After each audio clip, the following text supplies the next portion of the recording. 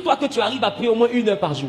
Assure-toi que chaque jour tu lis la parole de Dieu. Assure-toi que sur 7 jours de la semaine, tu as au moins un jour où toi tu jeûnes. Assure-toi au moins que tu fais des efforts pour te sanctifier, pour ressembler à Christ. Quand tu finis de faire tout ça, tu verras que spirituellement tu vas commencer à être mature. C'est en étant sur le chemin des intérêts de Dieu qu'on retrouve nos propres intérêts. Deviens un intime de Jésus et pendant que tu seras en train de rechercher l'intimité avec Jésus, tu verras qu'il va te donner ce que ton cœur désire. C'est pas compliqué. Moi j'ai compris une chose. Quand je fais de l'œuvre de Dieu ma priorité, il me bénit gravement. Quand je m'en mets plus, je fais son œuvre. Avec mon énergie, avec le matériel qu'il me donne, avec les finances qu'il me donne, je fais son œuvre. Je ne vous ai jamais caché ici que j'ai pris des prêts bancaires pour servir Jésus. Parce qu'il n'y avait personne pour financer l'œuvre de Dieu. Or j'étais arrivé à un niveau où il fallait des financements. Je suis allé m'endetter à des millions pour servir Dieu. J'ai mis ma voiture en garantie pour servir Dieu. À des prêteurs sous gage pour servir Dieu. Parce que je reconnais en Dieu une chose. Tout ce que je fais comme sacrifice pour lui, il me le rend bien. Donc je ne vais pas arrêter pour le visage de quelqu'un. Mais toi, même prier pour ta propre vie, tu n'arrives pas. Et quand tu ouvres ta bouche, c'est seulement je vais me marier, je vais travailler.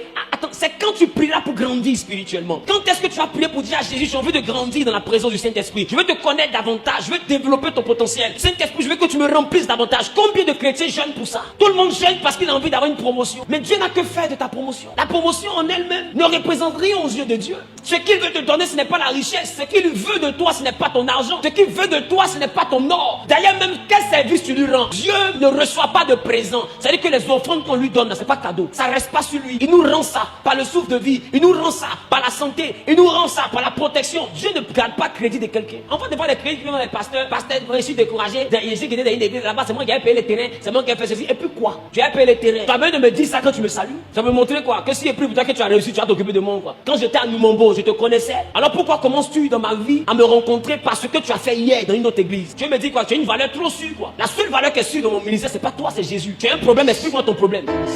Mais j'ai construit une église ici, j'ai fait ceci là-bas, j'ai fait ceci là-bas. Moi, j'ai te demandé, mais est-ce qu'ils ont fait reconnaissance des têtes? Si c'est pour Dieu, tu as donné. Attends que Dieu te réponde. Yes. Votre problème, c'est ça. Dis avec moi, on doit maturer. Dis, je dois grandir. Je dois grandir. Il y a des gens qui font des sacrifices extraordinaires pour l'œuvre de Dieu, mais tu ne vas jamais les entendre. C'est écrit une passe là, tu ne peux même pas savoir que c'est lui là. Tu ne peux pas. Mais il y en a 10 000 qui vont donner là, le peuple doit se dire là. En fait, c'est un bien historique. Sans mourir Touré, allez attraper le biais. Sundiata Keita pour payer galette. C'est pas un petit biais, ce biais là vient de loin. Dis avec moi, aspire à la présence de Dieu. Pourquoi tu cherches le pasteur? Tu cherches le pasteur parce qu'il s'est rendu intime de Dieu. Il a vécu pour croître spirituellement. Et il a atteint une maturité que tu n'as pas. Donc du coup, tu te dis quoi? J'ai besoin de le voir. Mais si toi tu commences à prier comme lui, il avait prié, et que tu grandis spirituellement, est-ce que tu auras besoin de faire des rangs pour que lui te voie? Même quand tu vas le voir, ça sera plus pour les mêmes problèmes. Tu vas le voir pour lui dire, ah, homme de Dieu, j'ai prié jusqu'à ce niveau-là. Mais il y a un autre niveau que je vais atteindre dans la présence de Dieu que je n'arrive pas à atteindre. Comme ça là, comment on fait? Il va dire, voici une femme qui sait ce qu'elle veut dans la présence de Dieu. Voici un homme qui sait ce qu'il veut. Dans ce cas-là, pour monter spirituellement, voici telle stratégie de prière. Voici comment tu dois jeûner. Voici comment tu dois lire. Voici quel verset tu dois utiliser. Mais ce genre de chrétiens, on ne les trouve plus. On ne les trouve plus. Tout le monde veut clé pour devenir riche. Mais ça sert à quoi d'avoir la clé si tu ne trouves pas la porte?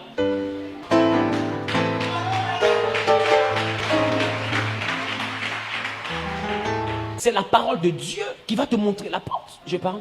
Et Jésus s'est défini comme étant la porte de la bergerie. Il dit qu'il est la porte de la bergerie. Et Jésus n'est pas influencé par ce que vous avez. Il est influencé par qui vous devenez. Pas par ce que vous avez, mais par qui vous devenez. Dis à ton voisin, je vais commencer à prier. Dis voisin, je vais commencer à prier. Je vais commencer à prier. Dis voisin, je vais commencer à jeûner.